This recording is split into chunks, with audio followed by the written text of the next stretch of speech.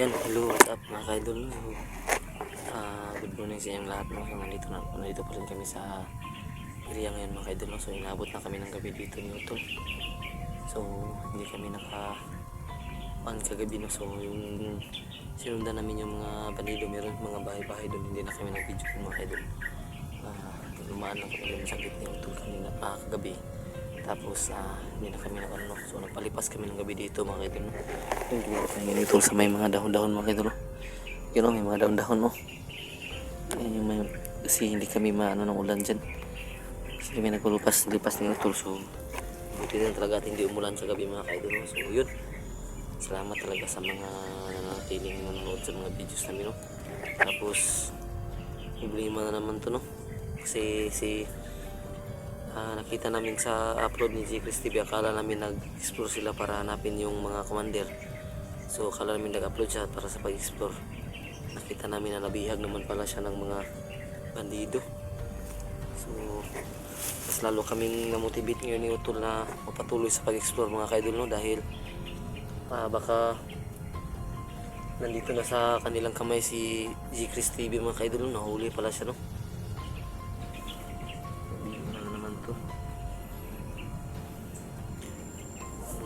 Natin dito mga kaidol, nahirapan na kami dito. Konti na lang yung bala namin, tapos yung pagkain namin dinala konti na rin. Talagang ito. So yun no, talagang ito yung mangyayari sa atin no. Marami pa tayong laban, kailangan talaga natin kuha lahat ng mga commander no, para maging tahimik na yung lugar natin at maging tahimik na tayo. So nagpapasalamat pa rin ako mga kaidol dahil marami pa rin may iwan na nanonood sa mga videos namin. Tuloy-tuloy pa rin kami sa pag-explore nito kahit lumiliit na yung views namin. Wala kaming dyan kasi alam namin yung mga natitirang nanonood sa mga videos namin, mga solid yun no. So maraming salamat sa inyo mga kaidol no. Napatuloy pa rin kayo nanonood sa mga videos namin. So sa mga nanonood sa mga videos namin ngayon, no, sa mga hindi pa nakapag-subscribe, paki-subscribe sa channel namin mga kaidol, no, Prime TV, Bird Strike TV, Channel Adventure, Ilmir Adventure, Caps TV at Bird Strike TV mga kaidol, no. So yun, tuloy tayo sa pag-explore ngayon mga kaidol, no. So shoutout tayo mga kaidol, shoutout sa shoutout sa idol dito no. Maraming salamat sa walang sawang suporta no. Idol Lorno Osman, Ninit Galvez, Monalisa Mendoza, Basilisa Lumbab Tumyuka, Ninit Galvez, Monalisa Mendoza, Masaki rin, Zaidam Jacob, Susan Kadukoy, Lilit Balais, Zaidam Jacob, Jade Caniso, Balan Rayos Family. Shoutout sa inyo mga kaidol no. Vicente Family, shoutout sa inyo dyan mga kaidol from Laguna. Pati na rin kay Idol Nestor Librado, shoutout sa iyo idol. Maraming salamat sa panonood sa mga videos namin. So sana huwag kayo magsawang panoorin yung mga videos namin mga kaidol. So ito tuloy pa rin no. Shoutout sa inyo lahat mga kaidol no. Sinilin Andreroke, Sin Bonhorn at marami pang iba no. So maraming salamat talaga sa mga nanatili nanonood sa mga videos namin. Ayun pala, Rose Reyes Santos, tapos so sa nakalimutan ko, pasensya na mga kaidol no. Maraming salamat talaga sa mga walang sawang suporta. So ilagay ko na lang sa screen yung nagpa-shoutout ulit sa akin mga kaidol no. So ilagay ko na lang sa screen para makita nyo yung pangalan nyo mga kaidol no. So yun, tuloy tayo no.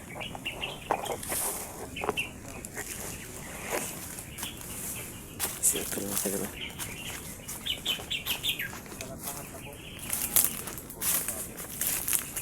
Salamat po sa inyong patuloy sa pagsuporta. So andito kami ni Prime ngayon. So Utol, nahuli pala si G. Chris tol. So yung mga kaidol no, yung si G. Chris no, balikan natin, nahuli pala si G. Chris. So hindi namin ngayon alam mga kaidol no, kung sino yung kumuha sa kanya no. Kaya mga kaidol, hindi namin alam kung sino yung kumuha kay G. Chris, kung sino yung commander na kumuha sa kanya. Hindi namin alam yun. So yun ang subaybayan namin kung sino ang kumuha sa kanya para may point kami kung saan kami patungo, kung sino commander yung inanuhin namin. Yung mga kadulo to, tulad ng sabi ng kapatid ko, hindi kasi namin agad matukoy agad kung sino yung kumuha sa kasama namin dahil hindi lamang si Tisoy at si Gingging yung mga commander na nagpa-ikot-ikot dito sa Mindanao, no? Maraming mga commander na, So marami sila. kumbaga marami silang mga grupo ba na mga commander na kumbaga kung dyan kayo sa lugar na yan, dyan kayo, ganyan ba, ganyan, maraming mga commander na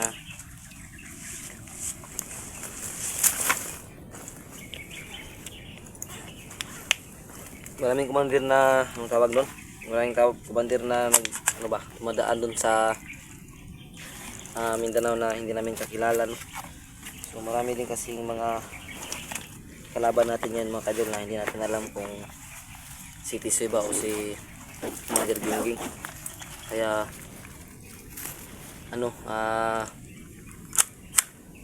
kung makikita namin yun si Commander Gingging at si Commander Tisoy mga kaidol, hindi ako magpapakita, no? Ikaw lang magpapakita, tol. So yun ang Kasi yun yung ano niya, galit na galit daw si Commander Gingging mga kaidol, no? Dahil gawin natin. na Hindi ako tumupad si Utol sa mismong araw na yun. So iwan ko lang kung ano maging resulta nun dahil nagbanta na kasi yun si Commander Gingging mga kaidol na pag hindi tumupad si Utol may mangyayaring masama. So siguro yun na yun, tol, no? Siguro lang baka si G. Chris TV ang kanilang kinuha, baka hindi natin alam. Baka yun na yung ano niya, no? kaano ba, babala sa atin ba? Mag-jacket muna ako, tol, kasi sobrang init. So ako, hindi na ako mag-jacket kasi yung ko mga kaidol, yung kulay ng balat ko parang jacket na rin to. Camouflage to. 7 colors to mga kaidol, tingnan nyo mga kaidol. Kahit nasa gubat tayo, tingnan nyo. Yan, 7 colors yan. Pabirot na si Utol, no? So, pagkiro ng mga kaidol, no? So Kasi yun, no? talaga napaka-delikado dito. Mas naging na-motivate kami mag-explore kayo ni Utol na hindi umuwi muna mga kaidol, no? Dahil nalaman namin kagabi, nakita namin yung videos ni G-Chris. Akala talaga namin nag-explore sila, yung video niya na in-upload. So natuwa kami kasi akala namin sumunod na siya sa amin. So nung nakita namin ang video, nabihag pala siya. So nadismaya kami kasi kawawa yung kasamahan namin, binugbog na naman. Mas lalo kaming magpapatuloy ngayon mga kaidol, no, sa explore namin, no. Konti na lang yung bala pero tuloy pa rin tayo, tol. Alam natin pag mayroon tayong makuhang baril sa kanila, yan, no, baka magtaka kayo na hindi kami naubusan ng bala. Kasi kadalasan pag meron kaming mga napapatay ng mga bandido mga kaidol, no, kinukuha namin yung kanilang mga baril, kung hindi yung mga bala nila, para dagdag na rin sa aming mga bala na dala mga kaidol, no. Kasi lang talaga mga kaidol, no. Inilit nila talaga ditong ganitong lugar kasi medyo hindi So, masyado. alam talaga natin tol na talagang mayroong mga dumadaan dito mga kaidol. So kita nyo yan, no, may mga parang ginawa talagang daanan dito umaga ba, Dito rin, no? no. May daan din, no. Ayan, no? Kaya kasi yung ngayon dito may gumagana pa rin na Doon kami natulog kahapon, no. Kagabi doon kami natulog kasi may mga dyan, no, may mga anahaw tol, no. Anahaw. So may dala din kami dito mga luya na kayo, no. So pag gabi hindi kami nakapag-video kasi Alerto. Kinikipid namin yung saka ito kami. Yung power bank natin na power bank natin ba, pag may madaanan tayo tol na bahay, Sana makikicharge tayo. mag-charge tayo sa ating power bank. Patuloy tayo. So kailangan na namin mga kayo doon patuloy sa Saan tayo dadaan? Dito o dito? yung saan yung nasa. Kasi dalawa itong daanan mga kaidol, kailangan namin mag-isip kung saan ito mo. Dito kaya o dito? Dito siguro tayo tol. Isubukan. Dito tayo, no?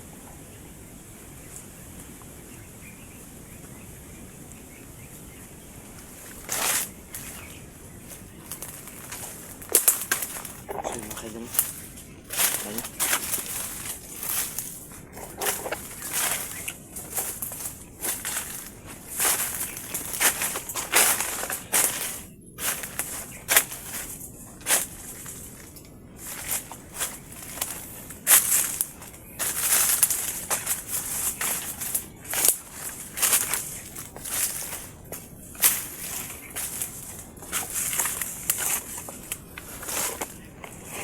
kaidol, no? Kailangan nating doble ingat ngayon mga kaidol, no? Dahil ano talaga nung parang nag-alerto yung mga bandido ngayon at parang naging buti ang kanilang mga pag-iisip, tol ba? Naging magaling na yung mga bandido mga kaidol, no? Parang magaling na rin sila mag-isip ngayon. Hindi na sila kampante sa mga paligid nila. Mas lalong kumalas yung mga pag-iisip nila ngayon. Tama ang kumatagal. Ayan, tol.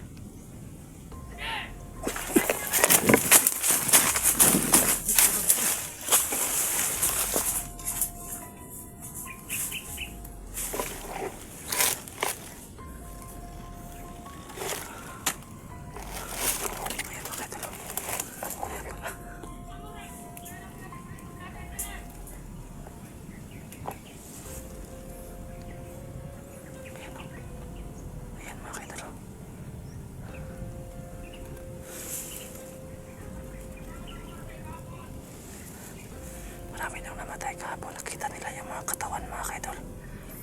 Ayan, o.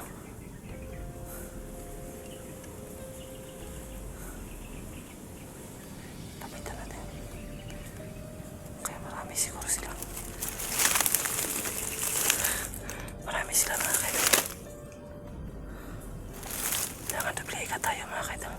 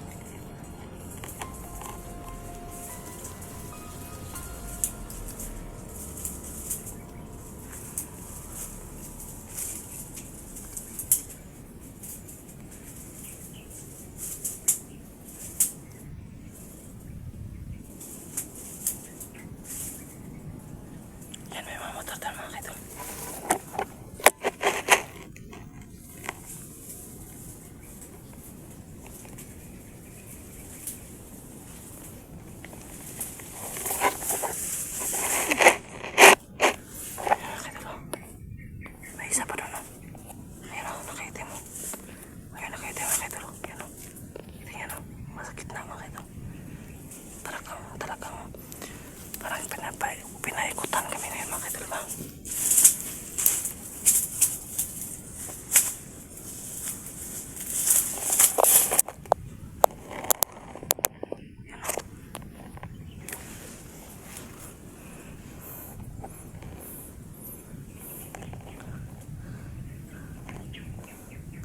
Kailangan natin kailangan natin mag-inhale to. Tapos na niyo